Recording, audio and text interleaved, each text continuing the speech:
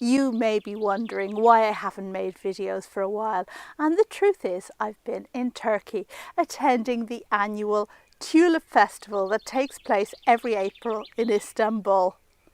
Oh, tulips, those wonderful, colourful flowers that offer so much promise of the summer to come.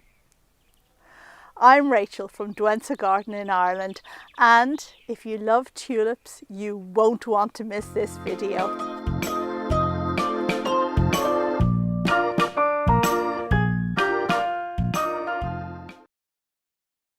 Istanbul's Tulip Festival has been on my bucket list for a long time.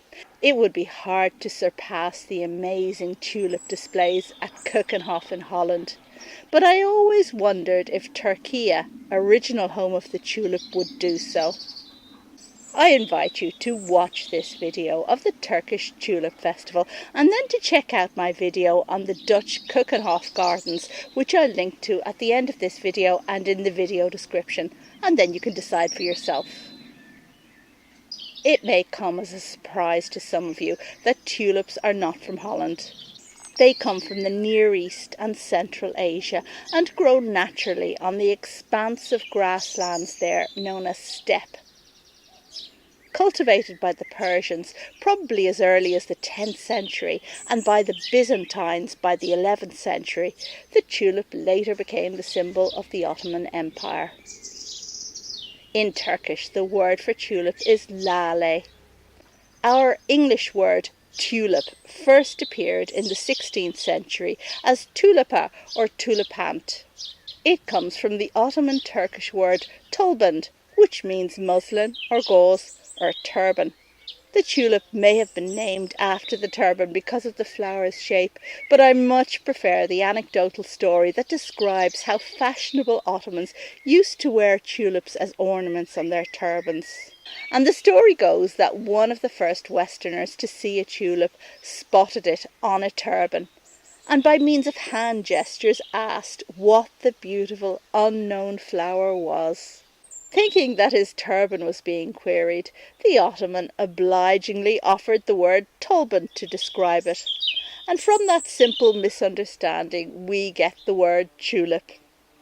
The tulip was much loved by Turkish sultans and grown extensively in the imperial gardens in Constantinople, where the sultans held tulip parties at peak flowering times. The elite of Istanbul would gather to admire the beauty of these flowers under the moonlight, accompanied by music and poetry.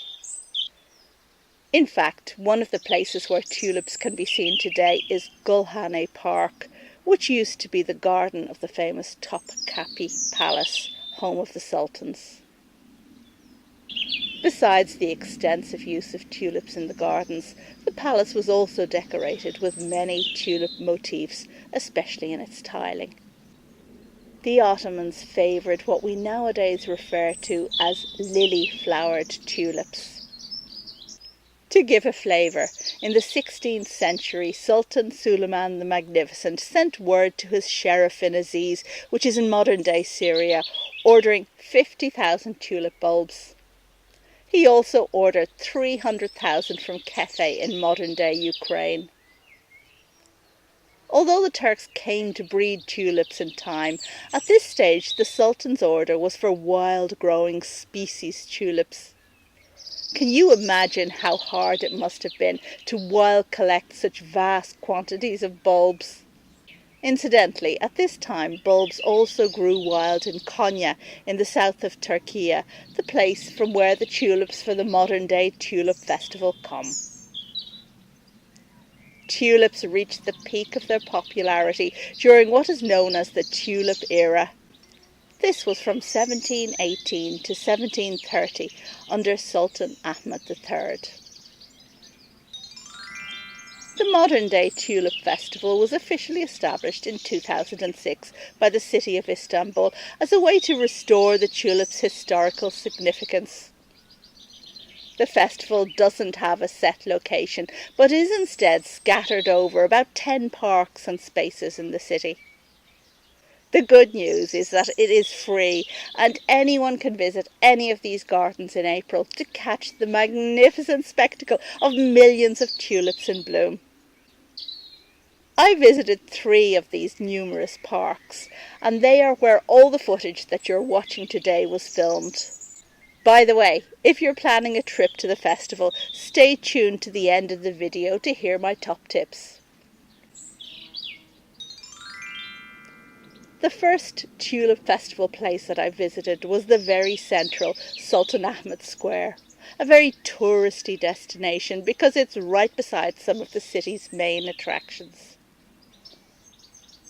The tulips were disappointing. In previous years, this very spot had had an enormous tulip carpet which covered about 1,400 square metres, that's about 15,000 square feet. In 2025, there was no carpet, just some alternate circular beds of yellow and red tulips. The red already gone over despite it only being the 16th of April. It was lucky that my second tulip venue was a mere 11 minutes walk away. Now, this is more like it. This is Golhane Park, and it does not disappoint. Golhane Park was part of Topkapi Palace Gardens until it became a standalone park in 1912. And in spring it blooms with masses of colourful tulips.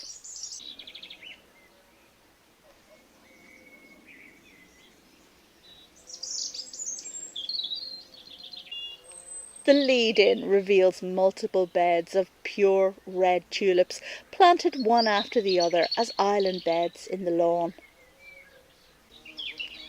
I really adored this planting of an ocean of purple muscari bulbs or grape hyacinth. These are also native to Turkey. I love how the muscari contrasts so beautifully with the bright yellow tulips.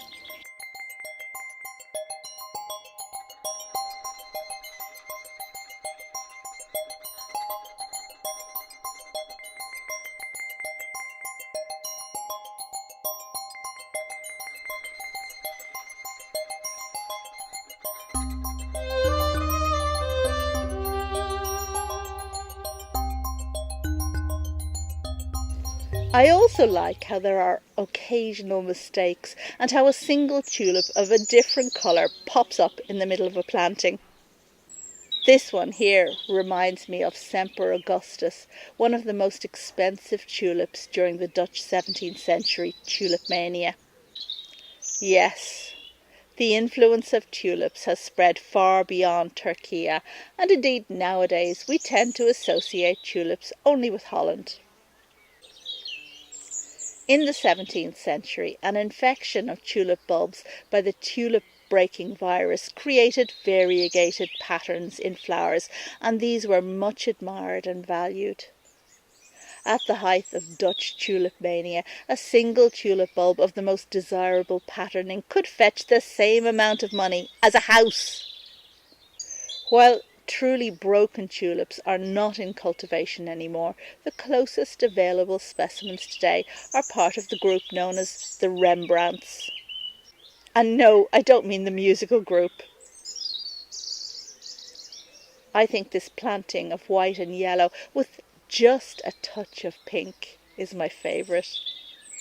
I find myself being drawn to yellow tulips this trip, which is not my usual colour palette at all. There's just something so light and airy about this display, making me want to laugh out loud.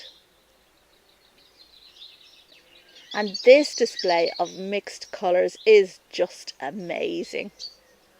I love how they planted these tulips at a height on top of a wall, so they're at eye level for a lot of visitors.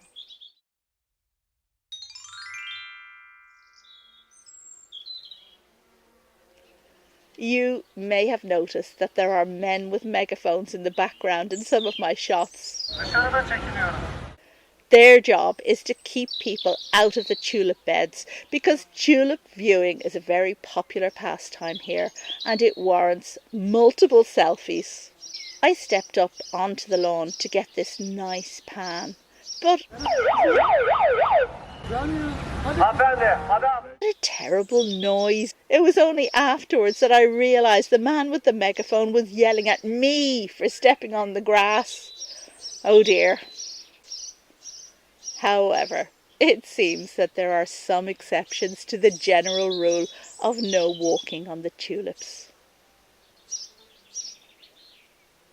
The next day I headed out to Emergan Park by bus. Istanbul straddles two continents, Europe and Asia, and Emergan Park, which is on the European side of the city, is generally considered to have the best and most extensive tulip displays. In fact, Emergan Park fairly blew me away with the range and extent of the tulips on view in this park of 47 hectares. That's a whopping 116 acres. It has various pavilions, which are converted Ottoman mansions, and even a tulip museum. But actually, I didn't get a chance to see any of these because I was just too busy viewing the 190 species and more than 10 million tulips. Now, you may be watching and wondering how you can have your own tulip garden. And if so, it might be helpful if I give a little information on how the tulips we see here are grown. You may be surprised to learn that these extensive tulip displays are planted new every autumn. After flowering, all the bulbs are discarded. Yes, really. The same goes for the tulip displays in the Keukenhof in Netherlands, by the way.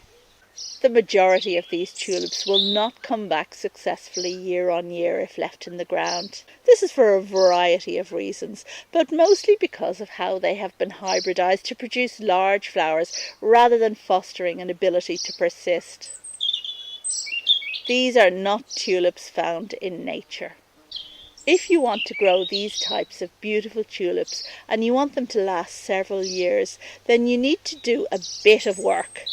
You will need to deadhead plants after flowering, feed the plants with liquid fertiliser until the leaves die back completely, and then lift the bulbs from the ground and dry store them throughout summer so that you can replant them in autumn. That's a lot of work. But if by chance you don't fancy so much work, you can alternatively choose tulips that will come back reliably without that whole song and dance. There are certain groups of tulips that are reliably perennial, such as Fosteriana, Kaufmanniana or Viridiflora. By choosing these types, you can have tulips that come back year on year. Even Darwin hybrids are reliably perennial if planted deeply enough. So, if you want more information on which tulips to choose so that you don't have to buy them every year, then do check out my video on the subject, which I'll link to at the end of this one and put in the video description below. By the way, April is of course the ideal time to assess where the gaps are in your tulip displays and what is needed to improve them for next year. However, autumn is the correct time to plant tulips.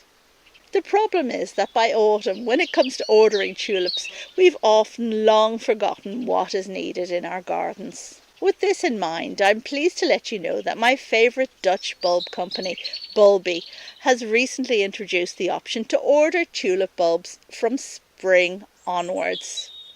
You've heard me talk about Bulby before. They sell plants to the EU and the UK and really have excellent quality plants at the most competitive prices. So if you do want to order your tulips now, while your needs are still fresh in your memory, then do check out Bulby's websites, one for the EU and one for the UK.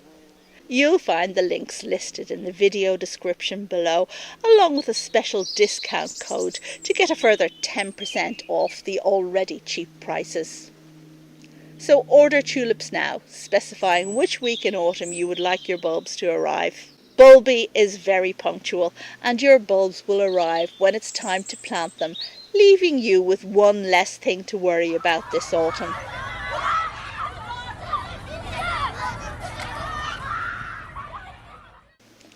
Finally, If you're planning a trip to the Istanbul Tulip Festival, then I do have a few tips for you.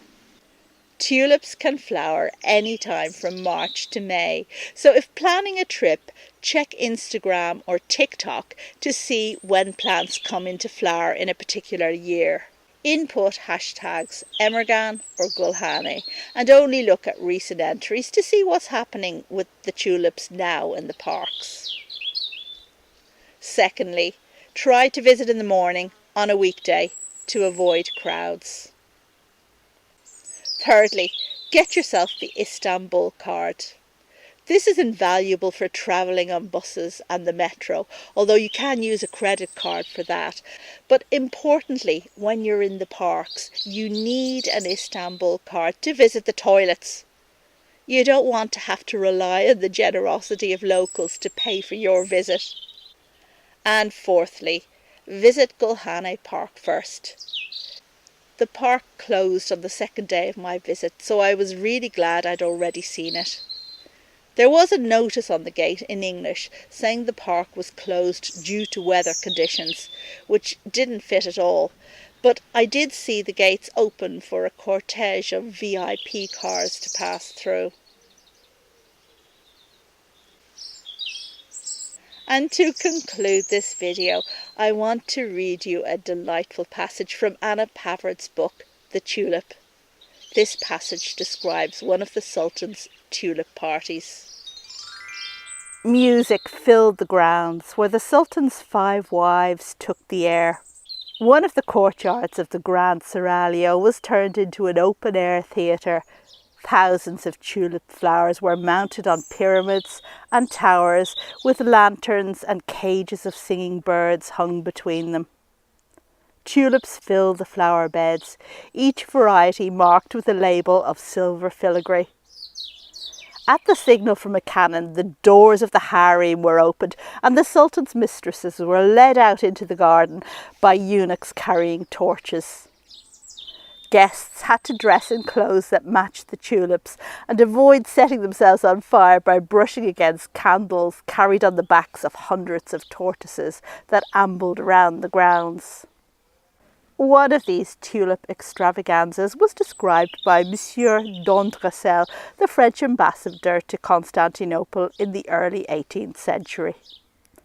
The Grand Vizier Ahmed III's son-in-law, Damat Ibrahim Pasha, and others of the court had a great taste for flowers, above all tulips, he wrote in a letter dated 24th of April 1726. There are 500,000 bulbs in the Grand Vizier's garden. When the tulips are in flower and the Grand Vizier wants to show them off to the Grand Seigneur, they take care to fill in any spaces with tulips picked from other gardens and put in bottles. At every 4th flower, candles are set into the ground at the same height as the tulips, and the pathways are decorated with cages of all sorts of birds. All the trellis work is bordered with flowers in vases and lit up by a vast number of crystal lamps of various colours. Greenery is brought in from the woods round about and used as a background behind the trellises. The colours and reflections of the lights in mirrors make a marvellous effect. The illuminations are accompanied by noisy music, and Turkish music lasts throughout all the nights that the tulips are in flower.